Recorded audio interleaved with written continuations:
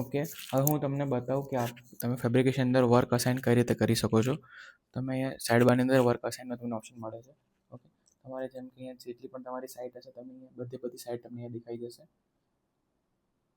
Okay, જેમ કે અહીંયા તમને જેટલા પણ તમે ડીપીઆર સેટઅપમાં તમે જેટલા પણ મટીરિયલ રાખ્યા હશે તમને અહીંયા બધા તમને મટીરિયલ દેખાઈ જશે.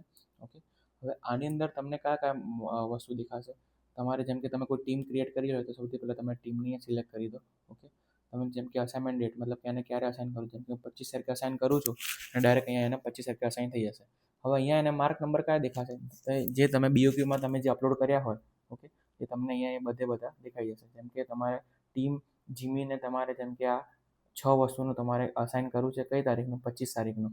ઓકે, તમે ડાયરેક્ટ જ સેવ અસાઇનમેન્ટ પર ક્લિક કરશો.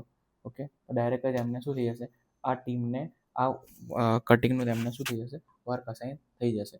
સેમ એવી રીતે જેમ કે સેમ્ફરિંગની જેમ કે હું ટીમ સિલેક્ટ કરું છું, સેમ વસ્તુ એમને પણ અહીંયા તમારે એડ કરી શકો છો.